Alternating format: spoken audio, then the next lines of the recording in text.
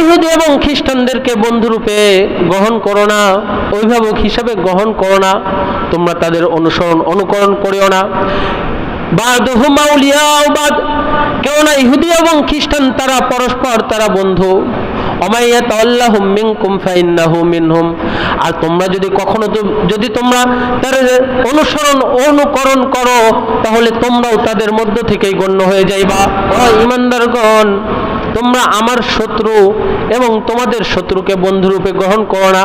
এখানে আদুব্বি ওয়া আদুব্বাকুম দ্বারা উদ্দেশ্য হলো ইহুদি খ্রিস্টান না ছাড়া অর্থাৎ বিধর্মীদেরকে বোঝানো হয়েছে।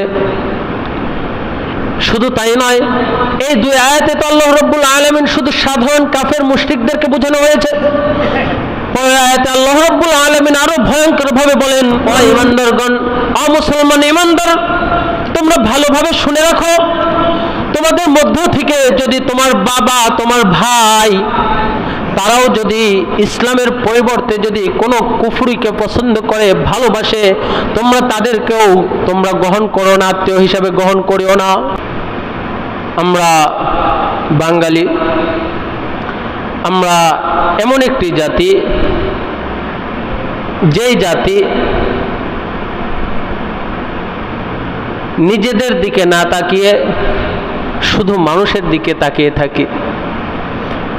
ভিনদেশীরা কিভাবে চলে, কোন লেভেলে চলে, কোন স্ট্যাটাসে চলে, কিভাবে চলে, আমরা তাদের অনুকরণ করার চেষ্টা করি।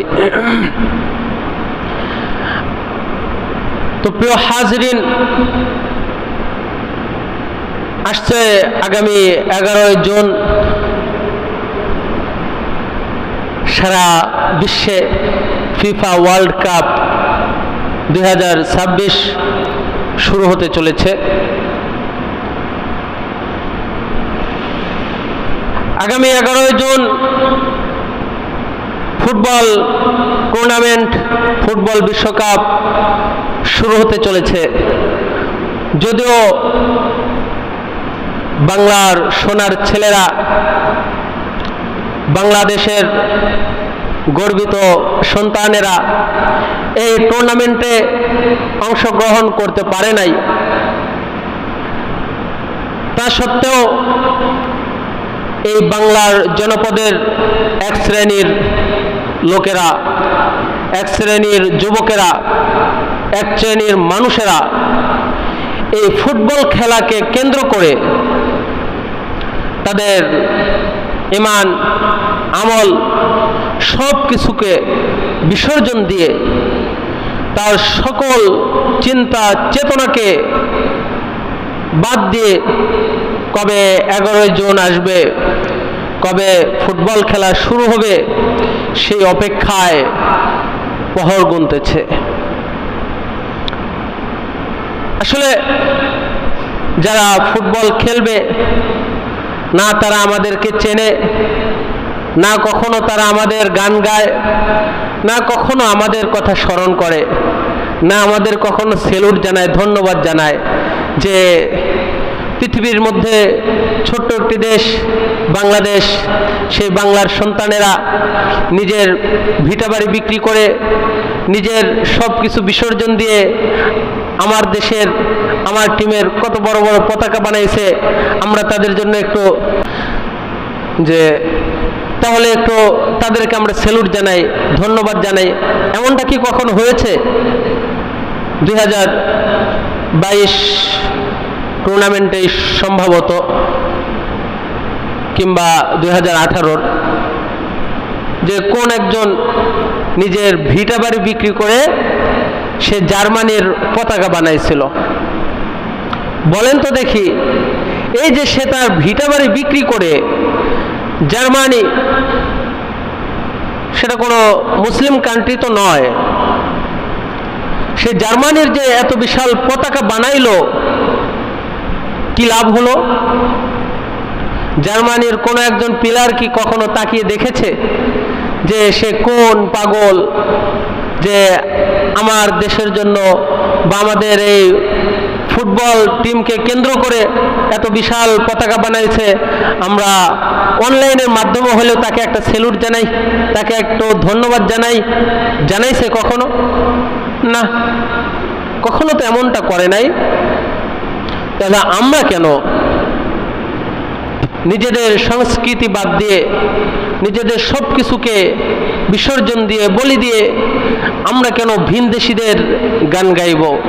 আমরা কেন ভিনদেশীদের খেলার জন্য মাতোয়ারা হয়ে পড়ব? প্রিয় হাজিরিন,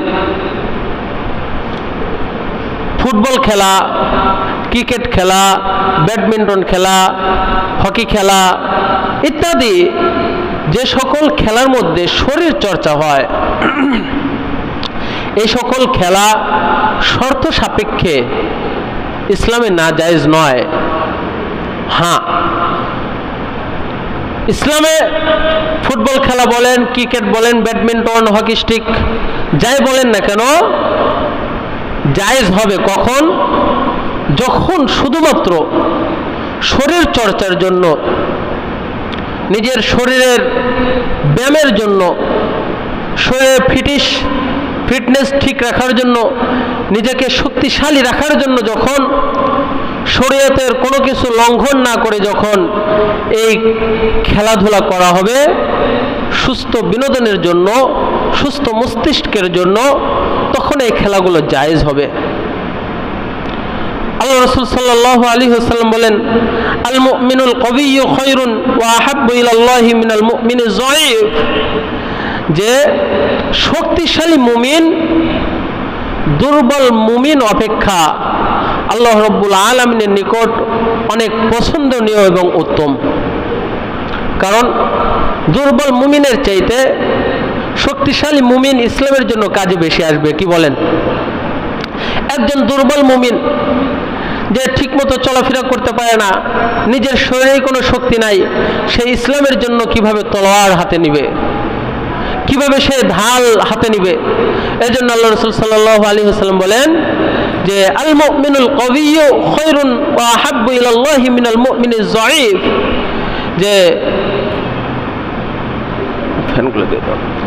যে শক্তিশালী মুমিন দুর্বল মুমিন অপেক্ষা আল্লাহ রাব্বুল আলামিনের নিকট উত্তম এবং পছন্দনীয়। সুবহানাল্লাহ। এজন্য শরীরের চর্চার জন্য, শরীরের ব্যায়ামের জন্য খেলাধুলা করা যেতে পারে। তো কোন ধরনের খেলাধুলা? আল্লাহ রাসূল সাল্লাল্লাহু আলাইহি ওয়াসাল্লাম সাহাবাদেরকে বলতেন যে আলাইকুম বিররামি ফাইন্নাহু মিন খায়রিন লাহবিকুম, যে তোমরা তীরান্দাজ করো, তীর চর্চা করো, তীর নিক্ষেপ করা শেখো, এই খেলায় তোমরা মত্ত হও। কেননা এই খেলাটা, এই তীর নিক্ষেপ করা শিখাটা, এটা তোমাদের খেলাধুলার মধ্য থেকে উত্তম একটি খেলা। কারণ যদি তীর নিক্ষেপ করা, এটা যদিও খেলার শুরুতেও যদি শিখে, এই তীর নিক্ষেপ করাটা ইসলামের জন্য সেই সময় কাজে দিত। আল্লাহ রাসূল সাল্লাল্লাহু আলাইহি ওয়াসাল্লাম বলতেন, তোমরা ঘোড়দৌড় করো, তোমরা ঘোড়দৌড় করো, ঘোড়া চালানো শেখো, ঘোড়া তাড়ানো শেখো। এখন যেহেতু ঘোড়ার যুগ নাই, তার পরিবর্তে মোটরসাইকেল চালানো শেখা যেতে পারে, অন্যান্য যুদ্ধ বিমান চালানো শেখা যেতে পারে। এই সকল জিনিস দ্বারা শরীর চর্চা করা যেতে পারে, খেলা শেখা যেতে পারে। আল্লাহ রাসূল সাল্লাল্লাহু আলাইহি ওয়াসাল্লাম বলতেন, তোমরা দৌড়াও, দৌড় প্রতিযোগিতা করো। কেননা তোমরা যদি দৌড় প্রতিযোগিতা করো, এই দৌড় প্রতিযোগিতার মাধ্যমে তোমরা তোমাদের শরীরের ফিটনেস ঠিক রাখতে পারবে, তোমরা তোমাদের শরীরকে সুস্থ রাখতে পারবে। কিন্তু বর্তমান যুগে, বর্তমানের সময়ে যে ফুটবল খেলা বলেন, ক্রিকেট বলেন, হকি স্টিক বলেন, ব্যাডমিন্টন বলেন, বা যে কোনো খেলা বলেন, এই খেলাগুলো বর্তমান সমাজের বর্তমান নিয়ম অনুযায়ী সম্পূর্ণরূপে হারাম। বর্তমান যুগের ফুটবল খেলা বলেন, ক্রিকেট বলেন, যেটাই বলেন না কেন, যে খেলাই বলেন না কেন, এই খেলাগুলো সম্পূর্ণরূপে হারাম। যে হুজুর কেন হারাম? কারণ বর্তমানে যে খেলাগুলো হয়, যে নিয়মে যেইভাবে ফুটবল খেলাগুলো হয়, এই খেলাগুলো শুধু খেলার মধ্যে সীমাবদ্ধ নয়, বরং এই খেলাগুলো হয়ে গেছে পেশা, এই খেলাগুলো হয়ে গেছে নেশা। এই খেলার মধ্যে জড়িত রয়েছে জুয়া। কি বলেন? বর্তমান পৃথিবীতে যত রকম খেলাধুলা রয়েছে তার মধ্য থেকে সবচেয়ে ব্যয়বহুল অর্থাৎ জুয়ার খেলা হলো ফুটবল জুয়া। ফুটবলের মধ্যে সবচেয়ে বেশি জুয়া নিহিত। এই যে মনে করেন যে খেলা শুরু হয়ে যাবে, বাংলাদেশ সহ সারা পৃথিবীর মানুষ কোটি কোটি টাকা এই ফুটবল খেলার পিছনে ব্যয় করবে, জুয়ার পিছনে ব্যয় করবে। বাংলাদেশে বিভিন্ন অবৈধ বেডিং অ্যাপ রয়েছে, যে বেডিং অ্যাপগুলোতে মানুষ বেড লাগাবে। জুয়া, আল্লাহ রাসূল সাল্লাল্লাহু আলাইহি ওয়াসাল্লাম বলেন যে জুয়া হারাম। আল মাইসির আল খিমার, আল কিমার আল মাইসির, যে জুয়া বলা হয় যে অন্যায়ভাবে ভাগ্য নির্ভর বা প্রতিযোগিতামূলক উপায়ে অর্থ বা সম্পদ অর্জনের চেষ্টা, যেখানে একজন লাভবান হয় এবং অপরজন হয় ক্ষতিগ্রস্ত, তাকেই জুয়া বলা হয়। তাহলে জুয়া কাকে বলা হয়? যে অন্যায়ভাবে ভাগ্য নির্ভর বা প্রতিযোগিতামূলক যে সম্পদ উপার্জনের চেষ্টা করা হয়, যেই সম্পদ উপার্জনের চেষ্টার মধ্যে একজন হয় লাভবান, অপরজন হয় ক্ষতিগ্রস্ত, তাকে কি বলে? জুয়া বলে। এই যে যারা এই ম্যাচ ভিত্তিক বেডিং লাগাবে, তো একজন দিবে যে অমুক দল জিতবে, আর একজন দিবে জিতবে না। তো যে দিবে জিতবে, সে যদি জিতে যায় তাহলে সে টাকা পাবে, আর যদি হেরে যায় সে পাবে না, অপরজন পাবে। তাহলে এই যে যেখানে কোনো কর্ম ব্যতীত ভাগ্য নির্ভর যেই উন্মাদনার মধ্যে মানুষ টাকা লাগাবে, এখানে একজনের জন্য রয়েছে লাভ আর একজনের জন্য রয়েছে ক্ষতি, এটাই জুয়া। আর জুয়া ইসলামে হারাম। আল্লাহ রাব্বুল আলামিন পবিত্র কোরআনে বলেন, ইয়া আইয়ুহাল্লাযীনা আমানু ইন্নামাল খামরু ওয়াল মাইসির ওয়াল আনসাব ওয়াল আজলাম রিজসুম মিন আমালিশ শাইতান ফাজতানিবুহু লাআল্লাকুম তুফলিহুন। যে হে ঈমানদারগণ, তোমাদের জন্য মদ এবং জুয়াকে হারাম করা হয়েছে। তোমাদের জন্য মদ এবং জুয়াকে হারাম করা হয়েছে। আল আনসাব, এবং মূর্তি পূজাকে হারাম করা হয়েছে। আল আজলাম রিজসুম মিন আমালিশ শাইতান, এবং শয়তানি যে সকল কার্যকলাপ রয়েছে সে সকল কাজকে তোমাদের জন্য হারাম করা হয়েছে। ফাজতানিবুহু লাআল্লাকুম তুফলিহুন, তোমরা এগুলো থেকে দূরে থাকো। লাআল্লাকুম তুফলিহুন, যাতে করে তোমরা সফল কাম হতে পারো। মদ খাওয়া তো দূরের কথা, জুয়া খেলা তো দূরের কথা, আল্লাহ রাব্বুল আলামিন বলেন ফাজতানিবুহু, তোমরা এগুলোর কাছেও যেও না, তোমরা এগুলো থেকে দূরে থাকো। জুয়া এটা কিন্তু শয়তানের অস্ত্র। পরবর্তী আয়াতে আল্লাহ রাব্বুল আলামিন বলেন, ইন্নামা ইউরিদুশ শাইতান আইয়ুকিয়া বাইনাকুমুল আদাওয়াতা ওয়াল বাগদা ফিল খামরি ওয়াল মাইসির ওয়া ইয়াসুদ্দাকুম আন যিকরিল্লাহি ওয়া আনিস সালাহ। আল্লাহ রাব্বুল আলামিন বলেন, ইন্নামা ইউরিদুশ শাইতান আইয়ুকিয়া বাইনাকুমুল আদাওয়াতা ওয়াল বাগদা ফিল খামরি ওয়াল মাইসির, শয়তান তোমাদেরকে জুয়া এবং মদের মাধ্যমে একে অপরের শত্রু বানিয়ে দেয়, একে অপরের প্রতি বিদ্বেষী বানিয়ে তোলে, এবং তোমাদেরকে আন যিকরিকুম ওয়া আনিস সালাহ ওয়া ইয়াসুদ্দাকুম আন যিকরিল্লাহি ওয়া আনিস সালাহ, এবং তোমাদেরকে আল্লাহ তাআলার স্মরণ থেকে গাফেল করে, আল্লাহ তাআলার স্মরণ থেকে দূরে রাখে। ওয়ানিস সালাত, এবং তোমাদেরকে নামাজ থেকেও দূরে সরিয়ে দেয়। আল্লাহ রাসূল সাল্লাল্লাহু আলাইহি ওয়াসাল্লাম তার সাহাবে কেরামকে উদ্দেশ্য করে বলেন, মান ক্বালা লি সাহিবিহি তাআলা ওয়াকামিরকা ফালিয়াতাসাদ্দাক। জুয়াকে আল্লাহ রাসূল সাল্লাল্লাহু আলাইহি ওয়াসাল্লাম এত ভয়ানক এবং এত ঘৃণিত মনে করত, এত কঠোরভাবে জুয়ার ব্যাপারে বলতো যে আল্লাহ রাসূল সাল্লাল্লাহু আলাইহি ওয়াসাল্লাম বলেন, মান ক্বালা লি সাহিবিহি তাআলা ওয়াকামিরকা ফালিয়াতাসাদ্দাক। তোমাদের মধ্যে থেকে যদি কোনো ব্যক্তি তার অপর সাথীকে বলে চলো আমরা জুয়া খেলি, এই কথা বলার কারণে সে যেন সদকা করে দেয়। সে জুয়া খেলে নাই, জুয়ার ধারে কাছেও এখনো যায় নাই, শুধু তার অপর সাথীকে বলেছে চলো আমরা দুইজন জুয়া খেলি, এই কথা বলার কারণে সে যেন সাথে সাথে সদকা করে দেয়, যাতে করে সেই জুয়া খেলার বলার কারণে সে যে গুনাহ করেছে, সে যে খারাপ পথে যাওয়ার নাম নিয়েছে, এর থেকে যেন আল্লাহ রাব্বুল আলামিন সদকার মাধ্যমে তাকে হেফাজত করে দেয়। জুয়া অনেক ভয়ঙ্কর। এই জুয়ার কারণে আজ বাংলাদেশ সহ সারা পৃথিবী, বিশেষ করে আমাদের বাংলাদেশে অনেকে তাদের ভিটা বাড়ি সর্বহারা হয়ে গেছে, ভিটা বাড়ি বিক্রি করে তার সংসার নষ্ট করে সব কিছু বিসর্জন দিতেছে শুধুমাত্র এই জুয়ার কারণে। এখন তো জুয়া খেলা আরো সহজ হয়ে গিয়েছে। এক সময় তো তাস নিয়ে বসতো দোকানে, গ্রামগঞ্জে, আদার জঙ্গলে, বাগানের মধ্যে বসে থেকে এভাবে তারা জুয়া খেলতো। কিন্তু বর্তমান তো জুয়া খেলার জন্য কোনো সাথীও লাগে না, হাতে শুধুমাত্র একটা অ্যান্ড্রয়েড ফোন হলেই হয়ে যায়। আমার জানা মতে এইদিকেও অনেক ভাই এমন আছে যারা জুয়ার খেলার কারণে সর্বহারা, বিপদগ্রস্ত, ঋণগ্রস্ত।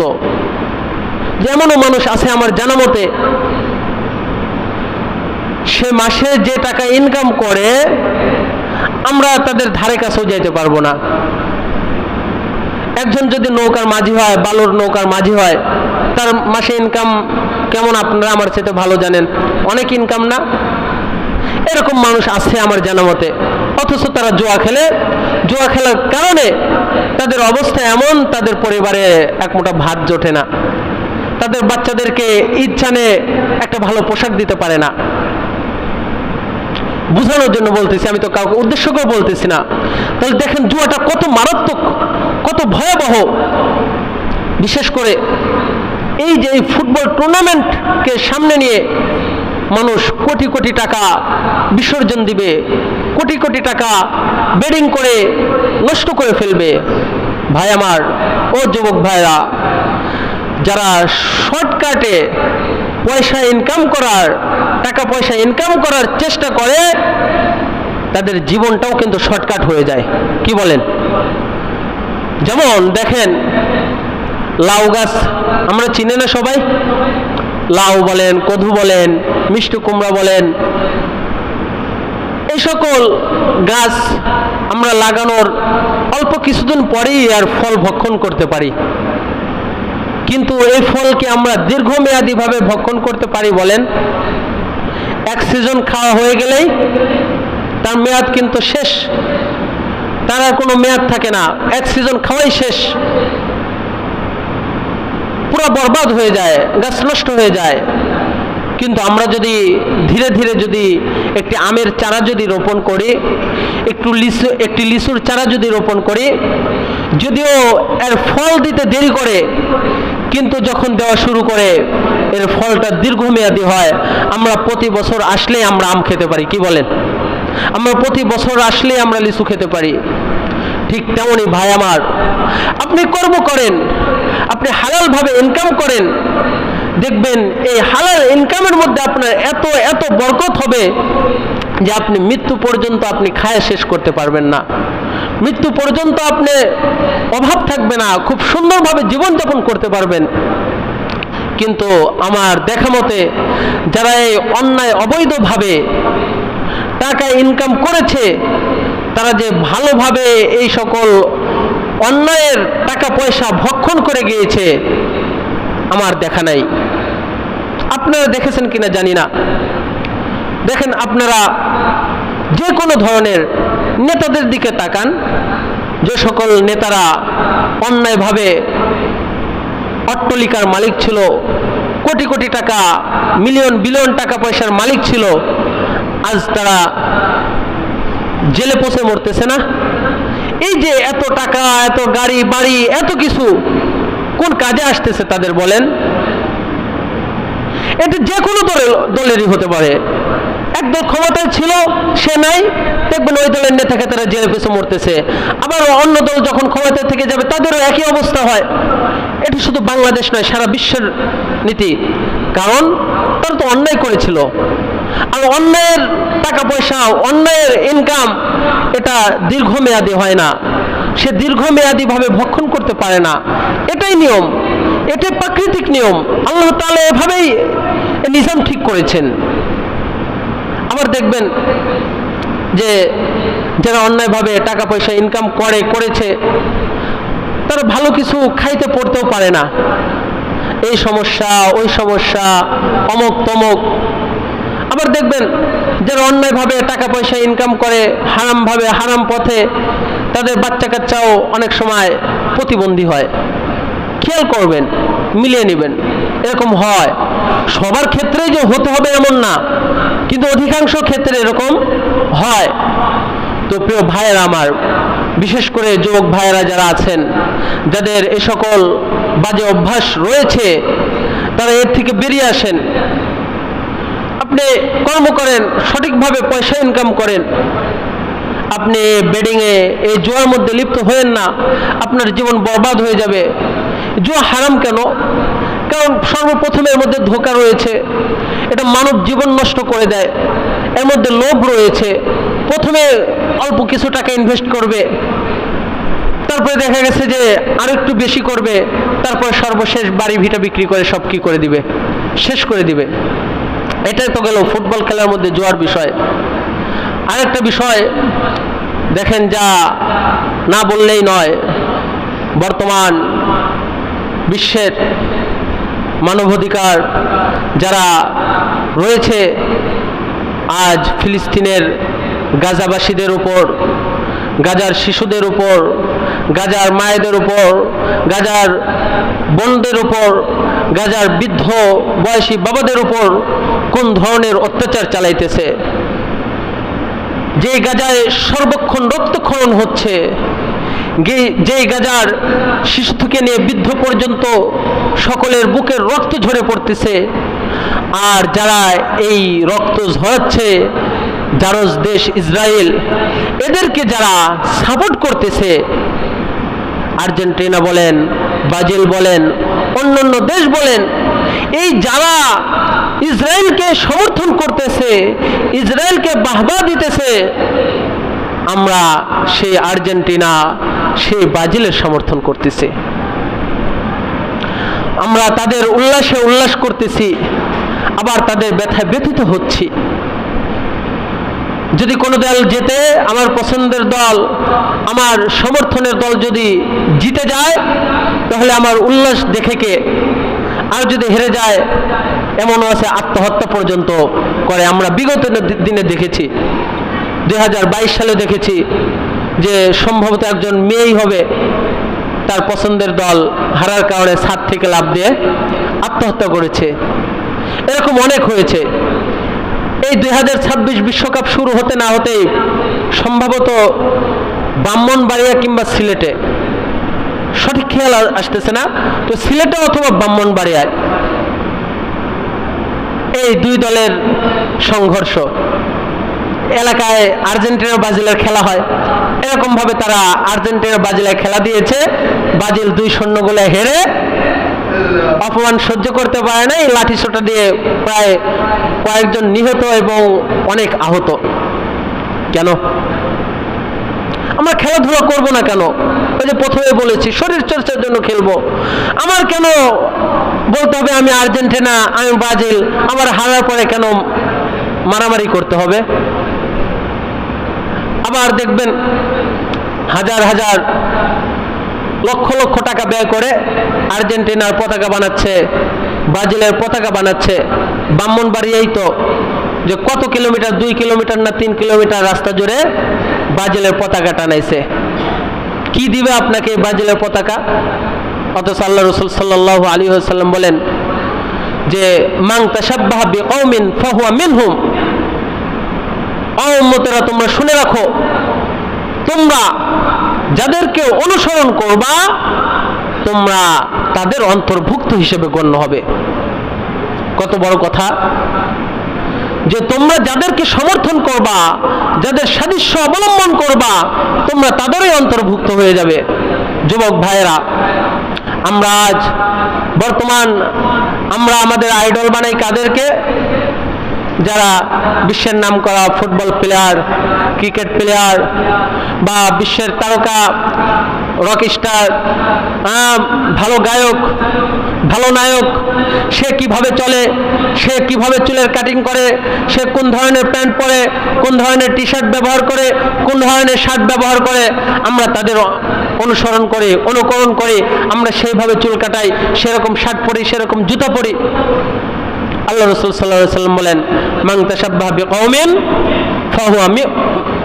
ফাহুয়া মিনহুম, যে তোমাদের মধ্যে থেকে যারা যাদের অনুসরণ করবে, অনুকরণ করবে, তারা তাদেরও অন্তর্ভুক্ত হবে।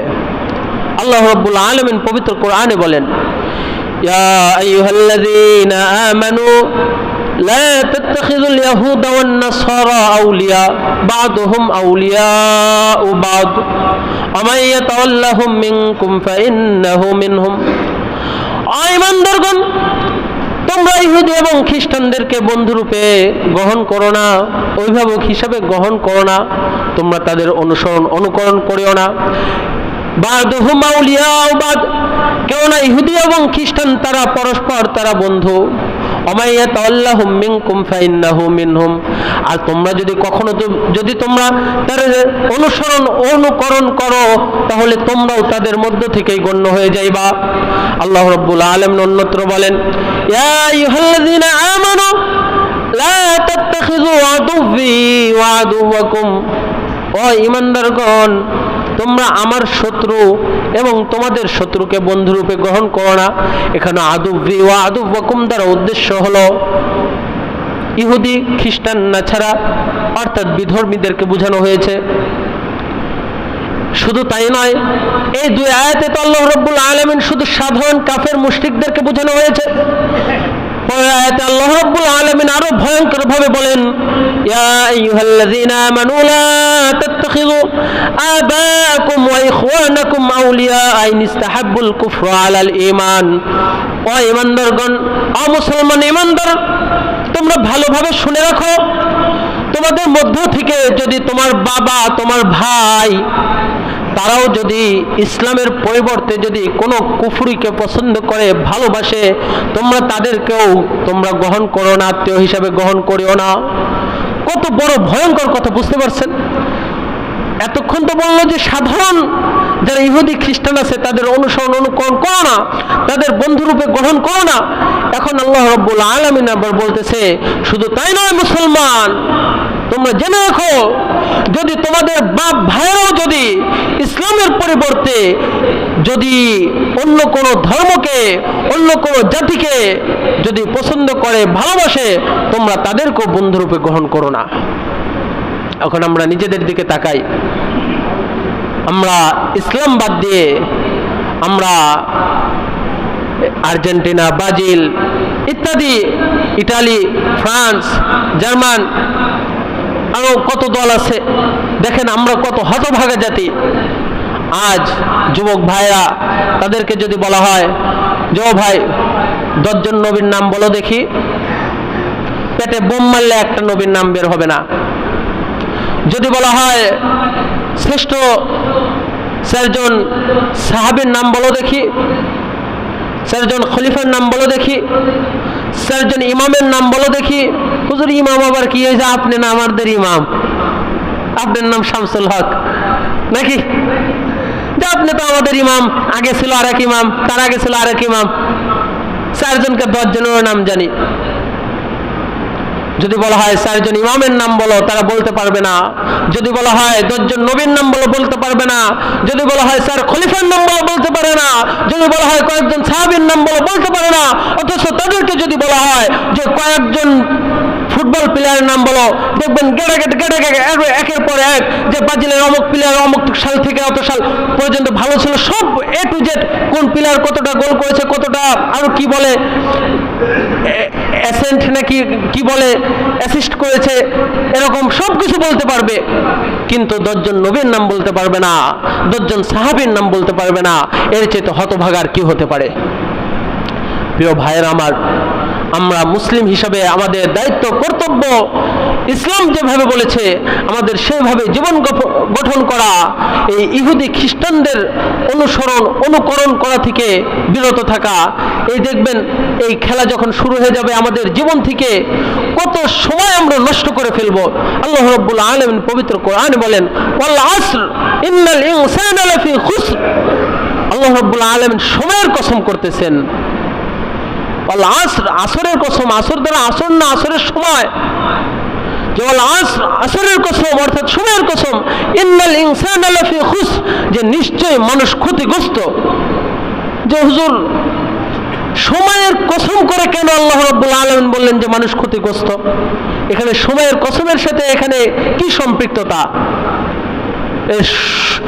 সিম্পল ভাবে বোঝেন যে এই যে যখন ফুটবল খেলা শুরু হয়ে যাবে 90 মিনিট 100 মিনিট, তাও আরো 1 ঘন্টা আগে থেকে টিভির পর্দার সামনে যখন বসে থাকবেন, এই যে সময়গুলো অপচয় করবেন অন্যায়ভাবে গুনাহের মধ্যে, এই জন্য আল্লাহ রাব্বুল আলামিন বলছেন ওয়াল আসর ইন্নাল ইনসানা লাফি খুসর। যাই হোক ভাইয়েরা আমার, সামনে ফুটবল খেলা থেকে, দেখা থেকে, সকল প্রকার জুয়া থেকে আল্লাহ রাব্বুল আলামিন আমাকে সহ আপনাদের সকলকে বিরত রাখুক। সকলে বলি আমিন।